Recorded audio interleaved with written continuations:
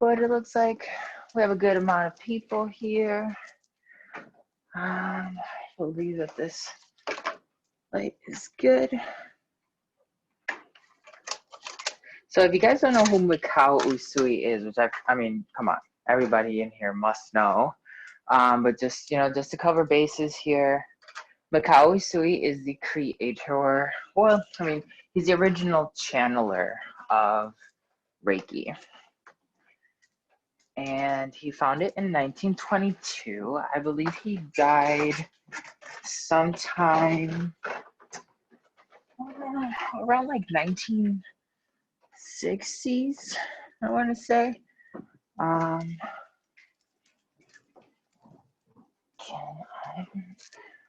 gonna pause this. Okay, sorry for the interruption. Had to get a lighter to light a Japanese incense.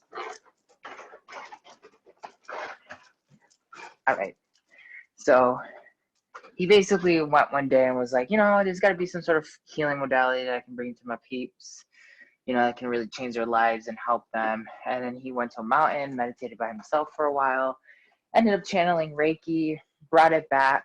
From there, he taught it to 10 people. Those people rather mastered it, or they ended up taking it to like a modified version of itself. What they didn't realize at the time was that they were channeling like perceptions of the same energy, and every time they tried to like find a different perception on which like the Reiki could be focused on, it essentially divided it from source. And it was through Usui, like I had stated, just like one day I was going through like this really horrible, there was a point in my life where I was going through like this really horrible piece of whatever and trying to heal myself. And I had tried using Reiki, and man, like I had, up until that point, I already knew a couple of different styles of Reiki, and things just were not working for me. This camera. Okay, great. Hopefully it looks okay. Oops. I have sound effects that come with me, so that's going to be like one of those warning labels if you ever purchase an Excel later on in the future. All right. So yeah, he, when I ended up realizing like that there was something flawed in Reiki, I just started like channeling and asking. It led me first to Antojai. I learned about Antojai, and then finally it took me, it was like, hey, by the way, let's go back to Reiki really fast. And it was like, here you go. So when I started channeling Reiki, the frequent, like the Quantum Reiki, which is essentially just Antojai 7, I naturally started talking to Usui. And then it was really cool because like Usui had told me, dude, like I already found this, but I understood that people in the 1920s were not going to get it like people in your era. And I was like, oh, that's really cool.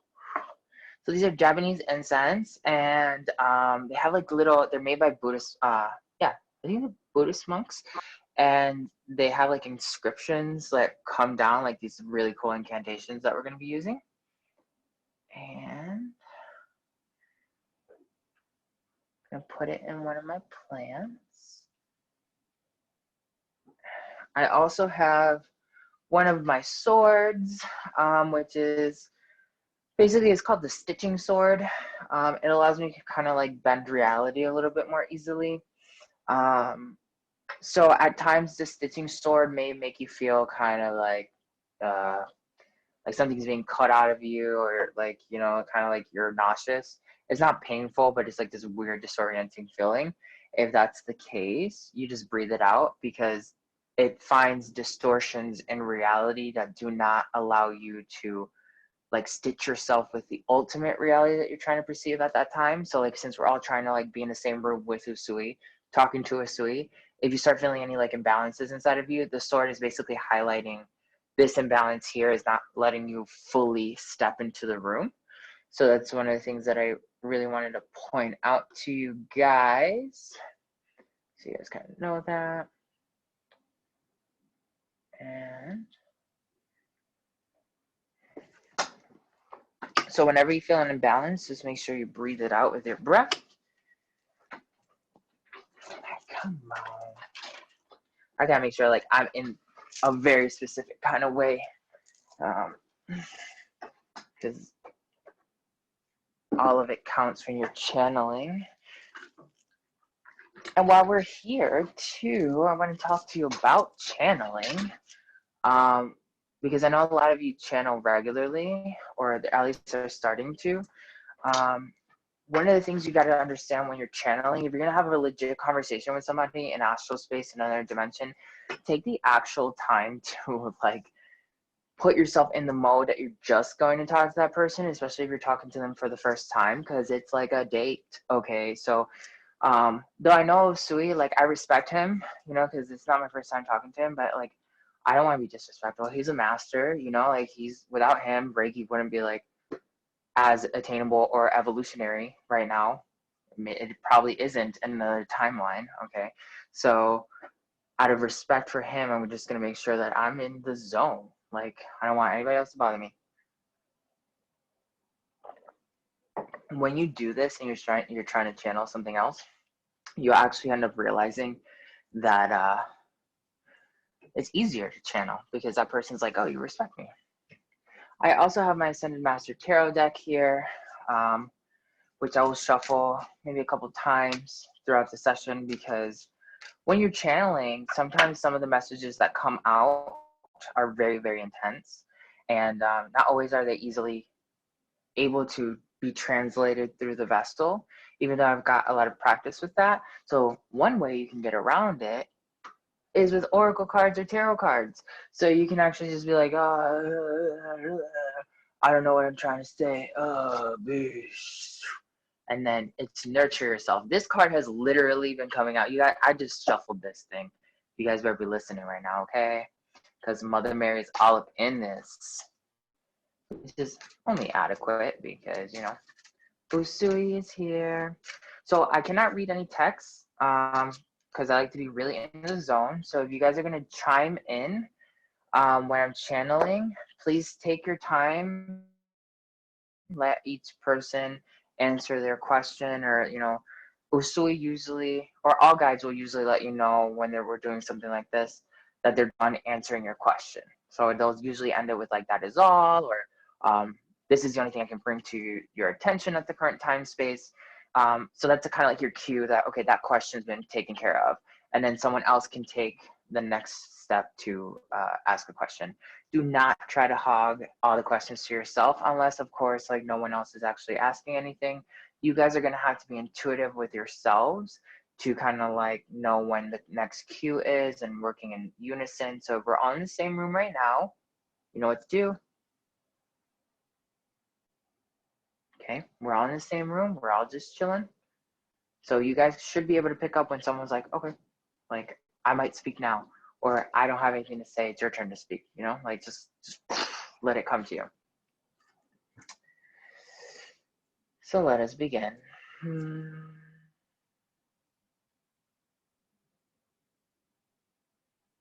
Master MIKAO USUI. It is I, Antojai. I am here to ask my students, have my students ask you some questions. I'm only your vessel that will transmit your purest message across. I, in my channeling style, really do appreciate the same way that you talk to me is the same way I would like you to talk to them. Don't sugarcoat it like in this time and space for us, because, you know, they want to evolve. So I don't know what their questions are, but you do obviously. I thank you for like contacting me this morning as well, kind of being like, hey, if you are feeling like you're not going to be able to make it, just do it. Just do it. I really appreciate it. I still took precautions just in case. Nothing of disrespect to you, and I always trust the masters as much as possible, but I do realize that I live in a material time space, so I gotta like make sure I'm responsible. So thank you so much, MIKAO USUI, for stepping forward and being with us today.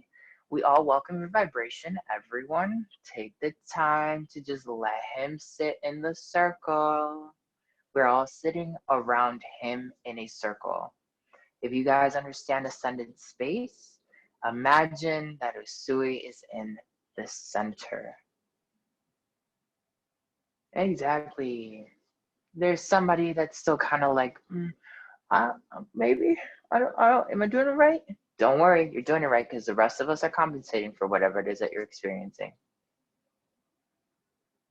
Great, everyone. And on the count of 1, we're gonna do a breath together and exhale. And then when we do the breath, we're gonna breathe in MIKAO USUI's energy and essence and genius. And then when we exhale, we're going to let go of our ego, leaving our lungs, our third eye, our sacral chakra, our hearts. So when we may be humble and honored to be in his presence. Ready? 3, 2, 1.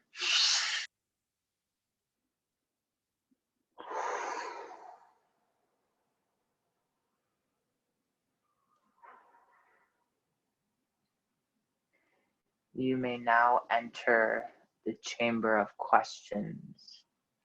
I will start off first.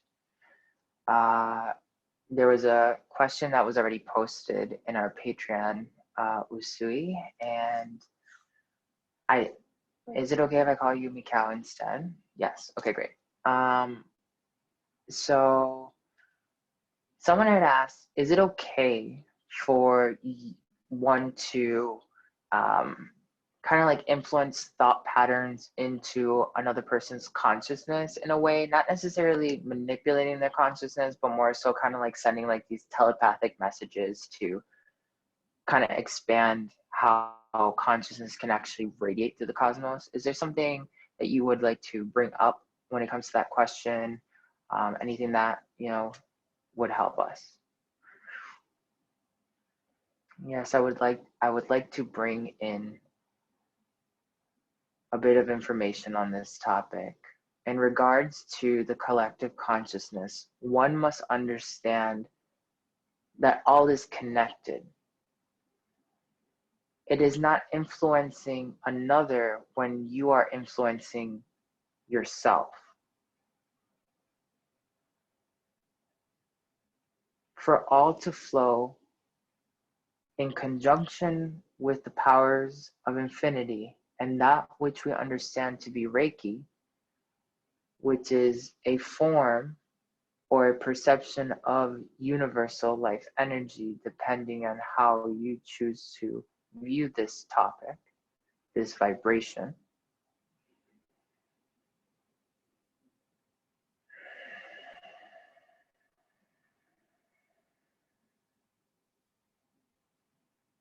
To speak to the collective is to speak to oneself. When you answer the deepest question of self, you will find extensions that will amplify your original intent. It is important to understand not only the connection between the self and the many, but how life is an ever-flowing current that all are participating in. To send whispers into the origins of life is to influence one's life into the influence of others. Understand that there is nothing ethically wrong with sending messages into the collective, influencing the sharing of information through concepts like telepathy. When the understanding of life is the foundation of this process. When you step into the ego and you forget about life,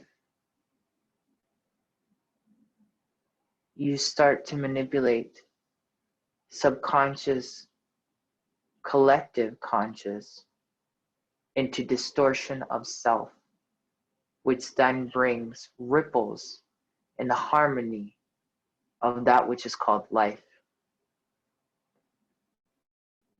All universal life energy must abide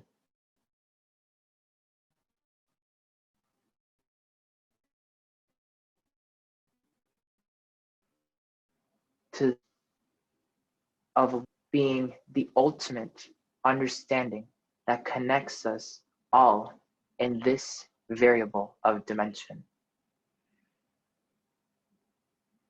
It is also important to understand that all life has free will to choose to interact with extensions of itself as a collective consciousness, as two individuals. Not all will hear your message transmitted into the collective, that is, which is life. Some will shut that out. Only do you trespass when you enforce the message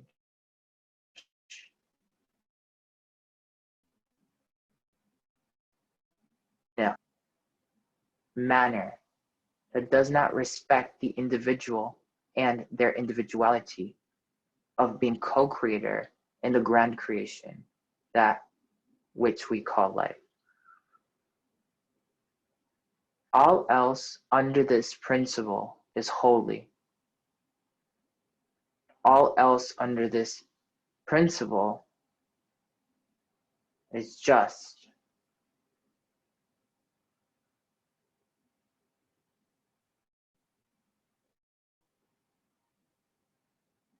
All else is understanding the true meaning of life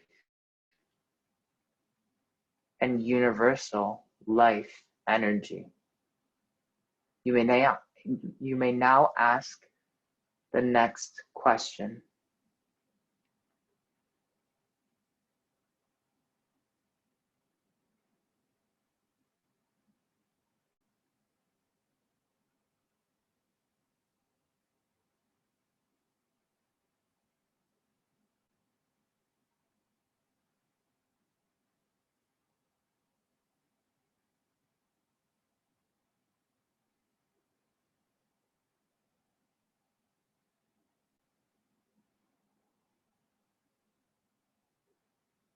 In order for you guys to ask a question, unmute your mics, and you can introduce yourselves if you choose to, or just go into your question. All you need to introduce yourself is a name. If desired, it is not necessary.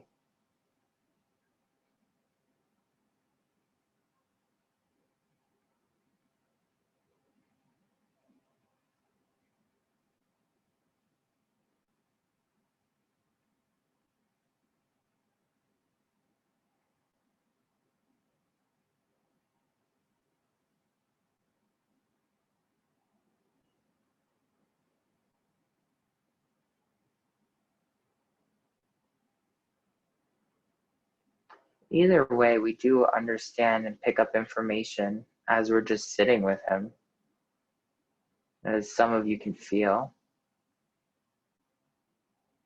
It's like a really nice, peaceful serenity. I guess, like, Usui, what is your concept on the origins of life, or like the meaning of life, I guess? Like, I've never asked you that. Uh-oh, hold on. I hear somebody who has a question. I'd rather answer your question than mine.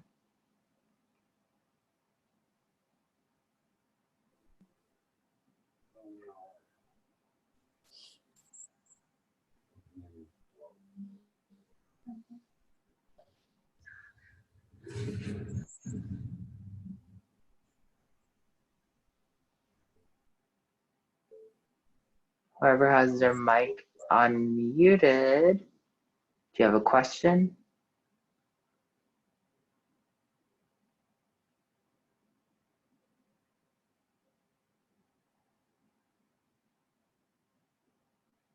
Okay. And Usui, we're back to my question. What is your philosophy on life?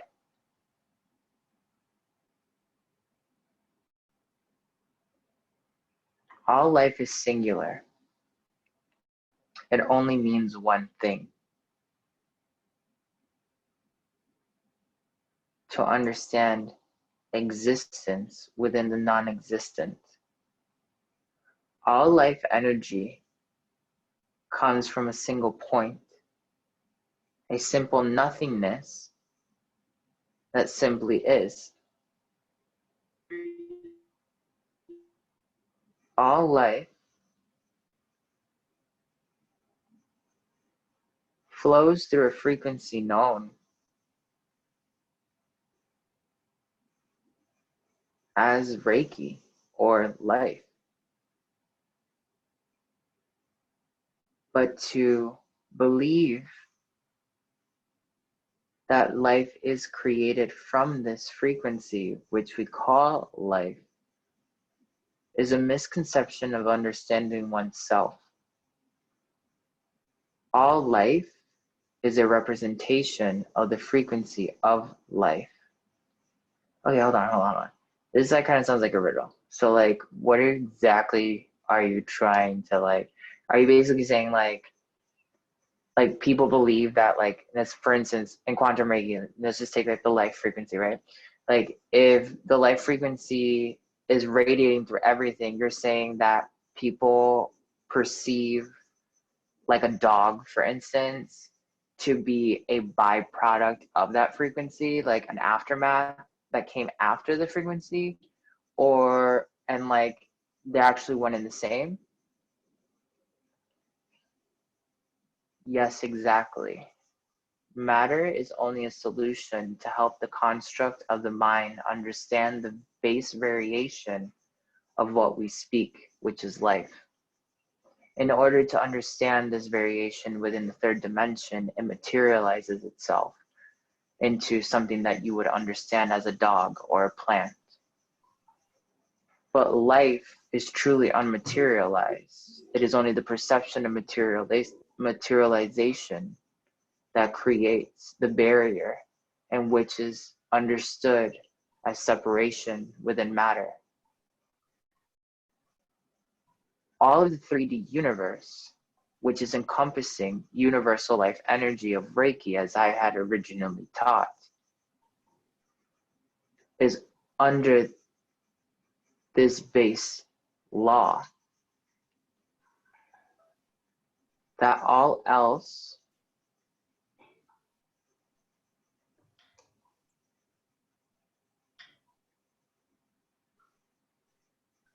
is not a fundamental vibration that catalysts other life.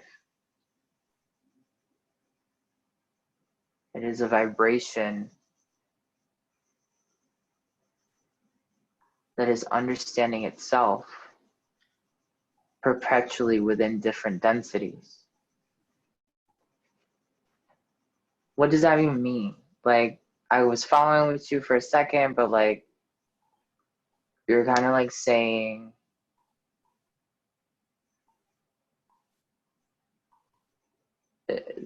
you're basically saying that like life is source, or it's like a perception of source. And then like all of us are just a variation of life experiencing itself. Yes, but it goes further than that. Okay.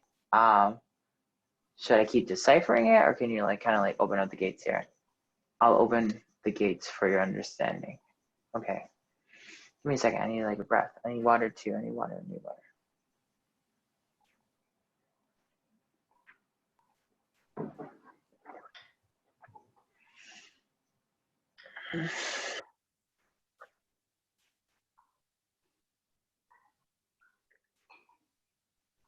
Understand the separation of life as a fundamental illusion.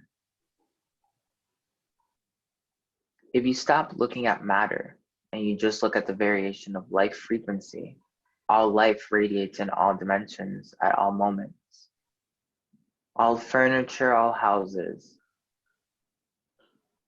all essences are alive. It is only your perception of resonance that allows you to see whether or not something is alive or not. That's why there are people within your own dimension that will look at a plant and understand that it is living and it has emotions, and you sing to it and you love it. Others will look at a plant and just see it as an ornamental prop to enhance the feng shui of your living space. Others struggle to understand the in-between. These are all understandings of life within the frequency that you call ether.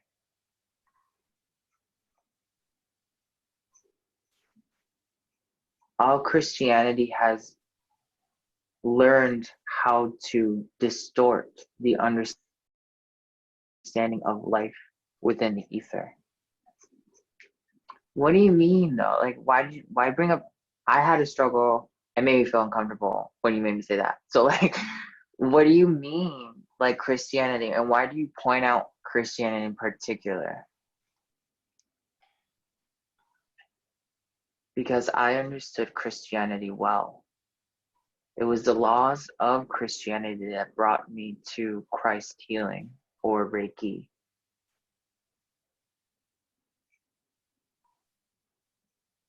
All of the Holy Scriptures speak of life within the ethers. It is undeniable. It is always present. The distortion lies in devaluing the potential of life within the ethers within the self. Miraculous, instantaneous healing happens when you understand that no separation actually exists within all lives. Lives come to a non-existent point. For duality in your dimension must always exist, and it varies deeply within other variations of reality. The third reality has some of the harshest constructs of polarization. Understanding Christ's healing is not to understand the flow of Reiki through oneself. That is a fundamental piece to understanding the true power of Christ's healing. To understand Christ's healing is to understand that all life is self, that all life is non-separate, that life is and simultaneously is not. And with that same principle, an illness within your own life can simply be, or it can be not. Understanding how life itself is an illusion within this dimension will allow you to understand what I truly meant through Christ healing. Understand that many students who have learned how to manifest the power of Reiki in your current time space, due to the watering down and dilution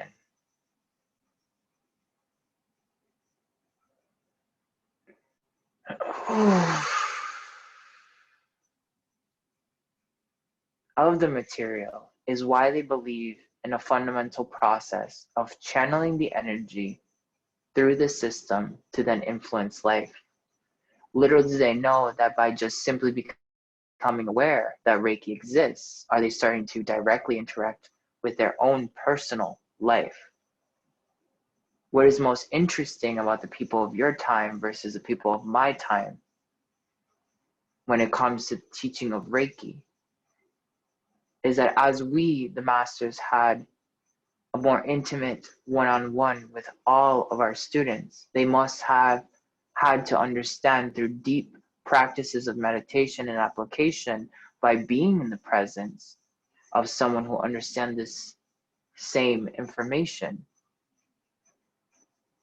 that the life energy that they understood as Reiki was no different than the self.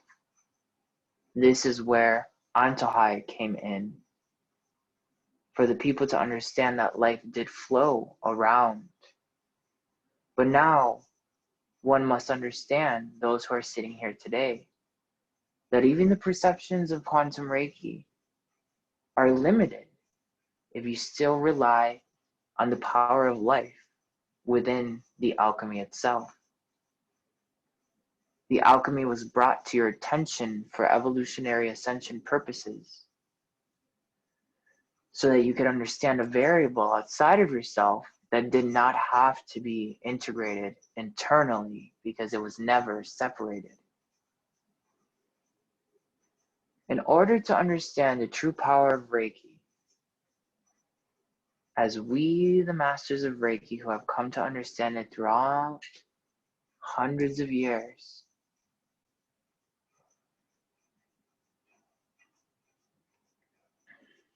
understand that all you are manipulating when you consider Reiki or life is simply self. Those who understand this frequency and this understanding deeply are those who can empathically heal another, helping them heal themselves while experiencing everything that that individual has gone through. For the lives are not separate, the lives are one. The perception of the experiences are what are separated only through this dimension. Had you traveled with an individual to another dimension, the experiences would impact that individual differently had they been created in flow from another dimensional template. Hold on. So that means that's like the base frequencies of Antojai, basically. So like you, like let's say if we as people were born in the fourth dimension or the fifth dimension or the sixth dimension, we would have a different level of impact of the same types of situations, but they would just look like a different perception because we're still living and we're still experiencing that base frequency of life. So you're saying like an angel in like, I don't know, freaking 5D, or like a Palladian in 6D or 9D would be dealing with a perception of, let's say, heartache, but it wouldn't, like for us, what would seem like a breakup or a heartache of that kind wouldn't, as you go into a different dimension, has a different name. So like, what would you, let's say like you go into a Palladian time space and like for us heartbreak here is like, whoa, like, right? Like what is the equivalent of that in life when you go to like the Pleiades and you're living in like the 6th to the 9th dimension?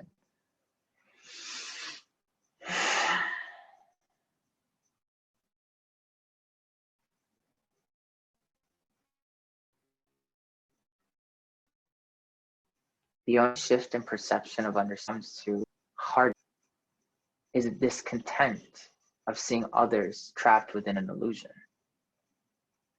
Okay, so I mean that makes sense. I mean, so like what here we experience heartache from like almost like the outside in, and then from like another star system within life, heartache for them doesn't necessarily mean like the same level of impact for us. It's more so like now you're experiencing someone else suffering, so it bothers you to see someone else suffer, essentially.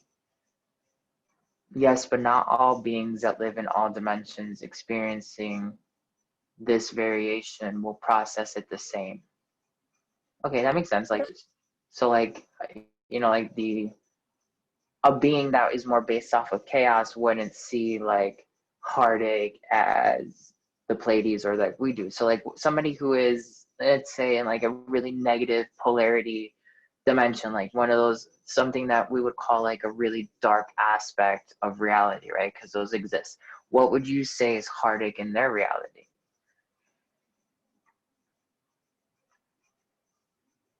Discontentment in oneself. So, okay, so like we would be experiencing it because of another person or another aspect. Okay, so I get it. Okay, so in the light you experience because it's a co-creation. And then like, let's say on the opposite side of reality, where like, you know, the dark, the yang or whatever, sorry, the yin, you would then like experience it more in the self, like you're not good enough, you're, you know, like your heartbreak is not having the full extent of your power, is basically what you're saying. Yes, and most likely the control of others as well. Okay, all right, all right, all right. I mean, we could talk about this forever, dude, but can I pause this for a quick second and then like see if anybody has a different question that they might want to chime in? Yes, of course. Okay, so if someone has another question, go ahead, because I can just get philosophical and keep diving into this. So the floor is open for like a couple seconds. Jump on it.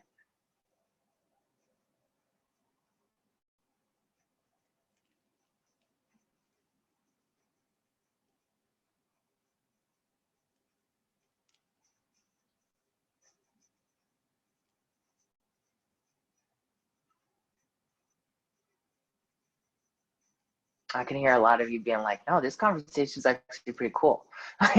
Yeah, I know, I feel the same way. But you know, I do feel like some people are out there like, oh, you know, I kind of wish I had something I could ask or whatever, whatever. So I mean, if you don't have a question, I mean, just keep flowing. Maybe you need to understand whatever it is that we're just naturally channeling. So since someone's spoken up, I'm about to go back to that conversational piece.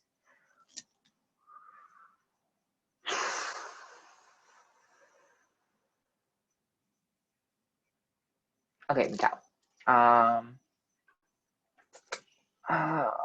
Speaking about like this life frequency, what could you tell us? Like, I know you've talked about already telling us about, you know, how you can transmit the ideas and how we can understand how to become more like Christ's consciousness, right?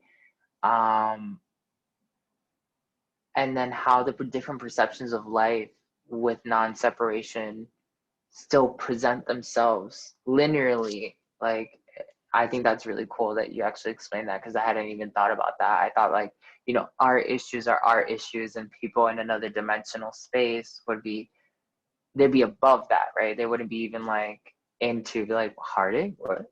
You know, like that's what I kind of thought. So when it comes to like our lifestyles and like when it comes to like personally, what is the main thing that we all miss when it comes to curtailing our own lives into being like the most fulfilling thing possible, based off of all of your experiencing and channeling of Reiki?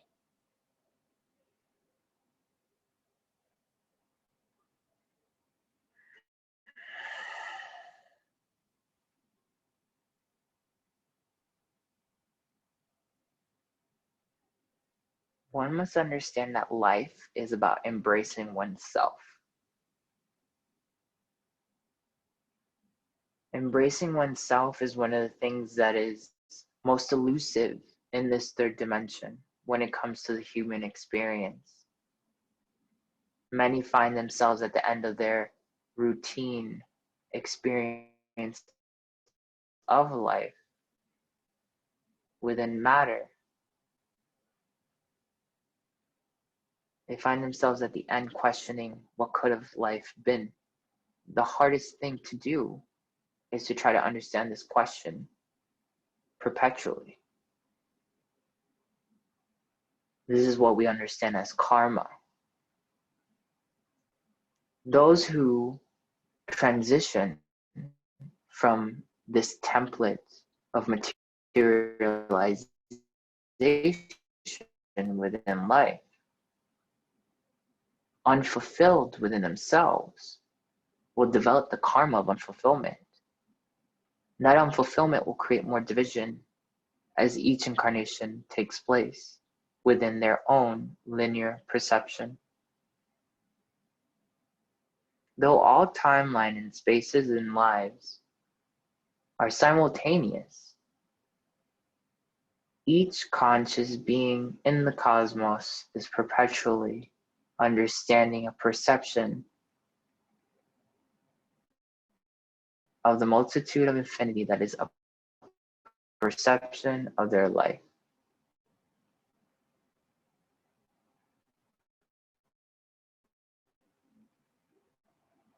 Our lives to expressing ourselves to our fullest. We encourage those around us to do the same thing.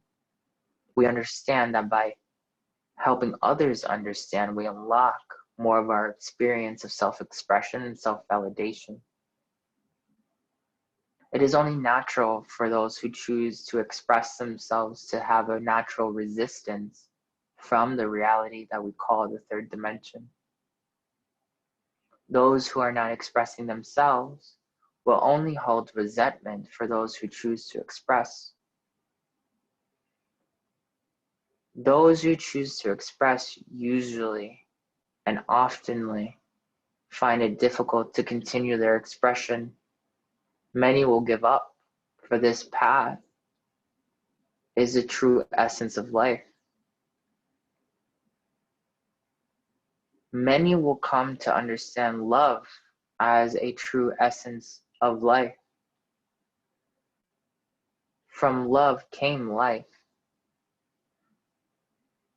which is always natural to understand, that base fundamental property in all of realities.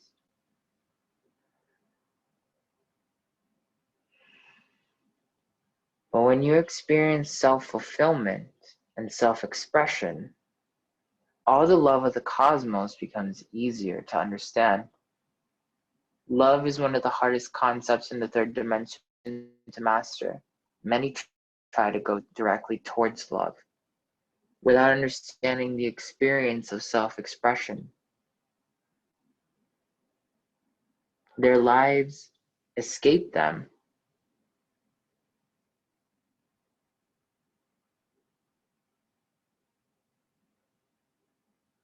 Their lives become distortions and dreams that never seem to end. Life is a moment, an instantaneous moment, that which we call the present. Mastering the source level of life, as explained with Christ consciousness,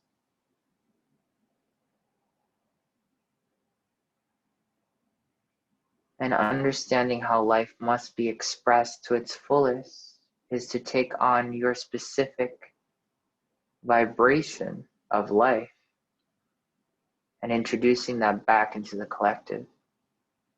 For each counterpiece of life is always trying to understand itself, which is the principal frequency. All life goers tend to find a perception of what their life could be and mean, amount to, manifest, and be channeled as. Each one of these words are a different design to a concept of life.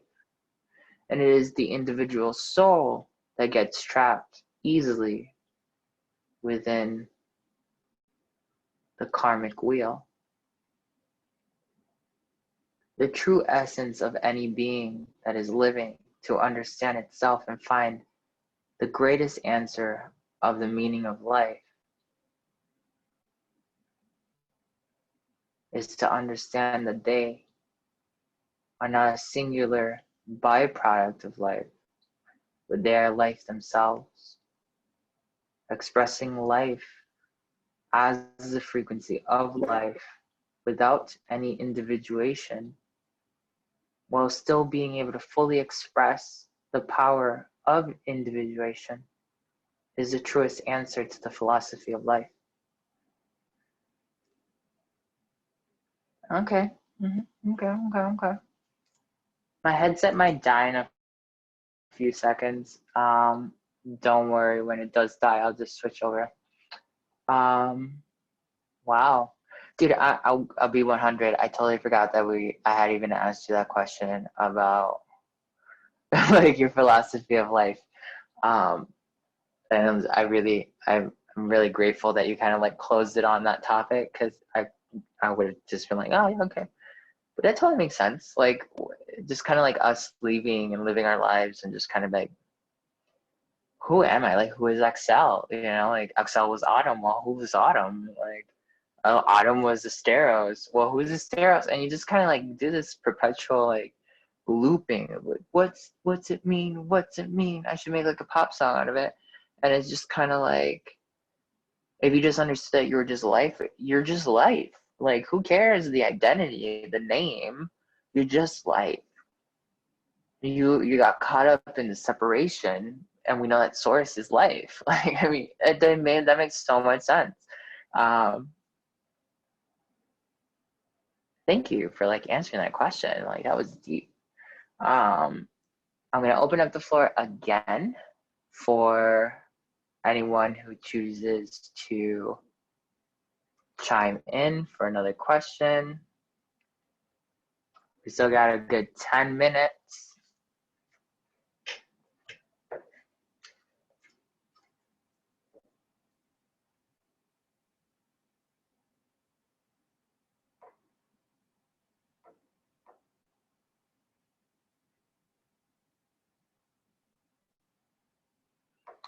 If you guys have a technical issue, you guys can chat, and you can type in the chat box and say like, I don't know how to, like, I want to go first, or you guys can, I think there's even like a little raise your hand button, or you can unmute your mic.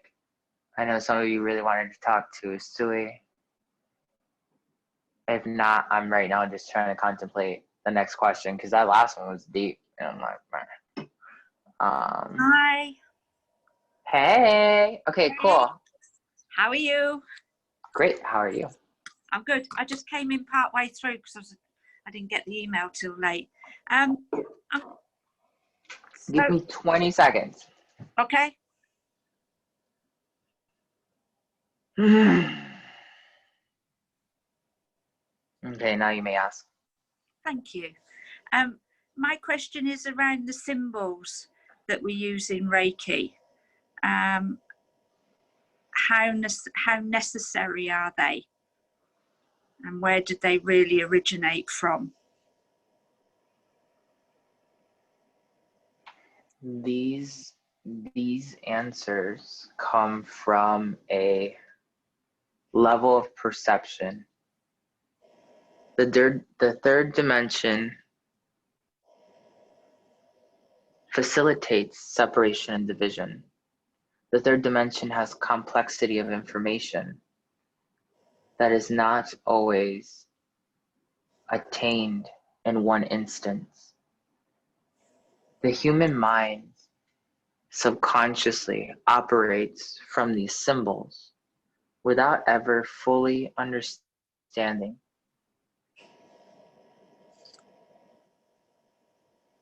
That they're channeling it as so. When we bring the symbols out of the subconscious into the conscious realm, the symbols then influence a reflection that happens deep within the super subconscious. This is the only necessary quality of the symbols, is to see a direct representation of a mirrored image that lies deep within. Each symbol has a variation of a concept that many struggle with in life. For instance, Anana Shonen. This symbol implies harmony. The third dimension is easily ruled by chaos.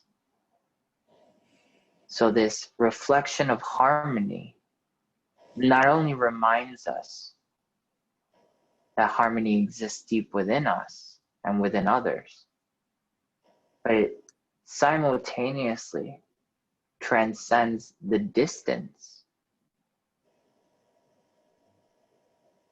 that we experience that enables chaos to truly ensue. The symbols are no different than that which you understand to be Antojai. the true Reiki master will understand that a symbol is only a fictitious idea constructed within the matrix of matter so that you could remember something profound within. This has been the greatest disillusionment in the work that I left behind, was my ability not to fully install the understanding of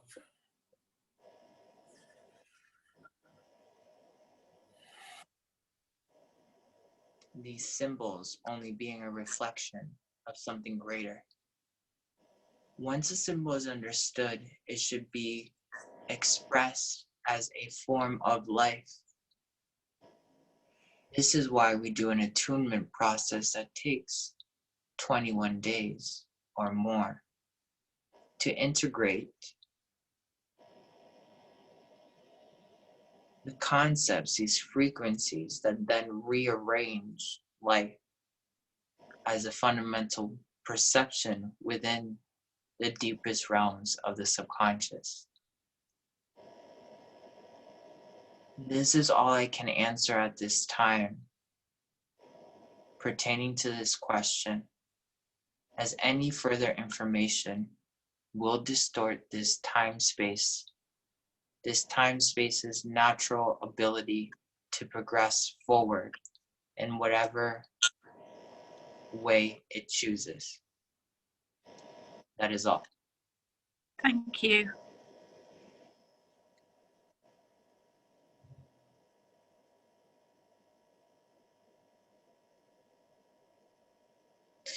So everyone take a second to just really express gratitude to MIKAO for like just being here with us and being super chill and giving us a bunch of juicy information.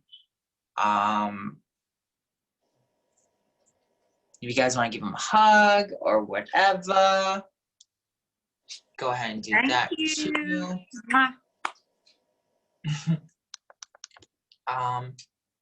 And then, so Susie, did you get the answer you were looking for? Yes, I did. Thank you. It made sense. The feelings that I've had around it, because when I first began with Reiki, I always struggled with the symbols. I just felt they weren't a necessity. So the understanding that really they're just a concept to help us unlock the subconscious so that that energy flows makes perfect sense to me. Yeah, no, it did to me too. I was like, yeah, because that's kind of like how I teach it too. Like the symbols should at some point become just like a very, like you should be able to just be like, oh, I need to, this person's dealing with like an emotional trauma. I want to target that. And it shouldn't even be like, oh, I have to sit down and look at the symbol and like project it.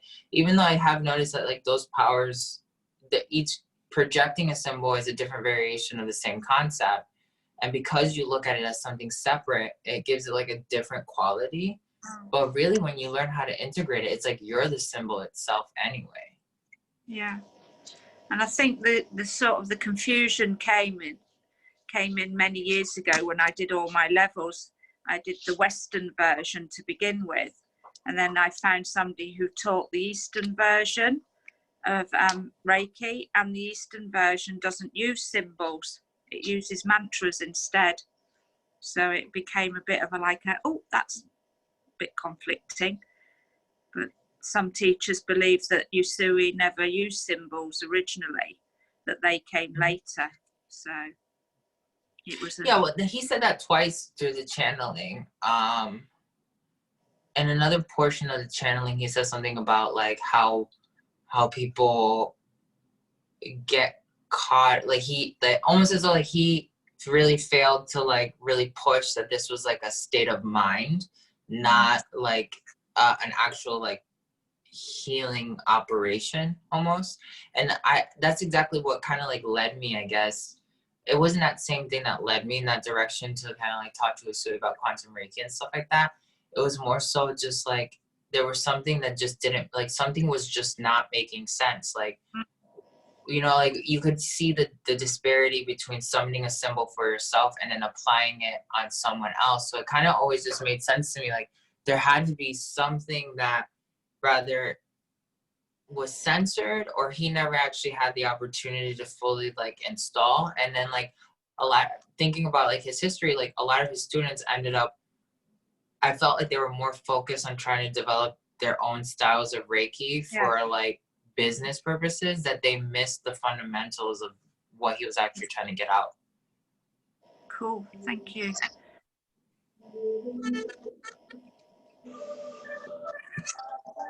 So how did you guys like that reading? Or that channeling, sorry, I called it a reading.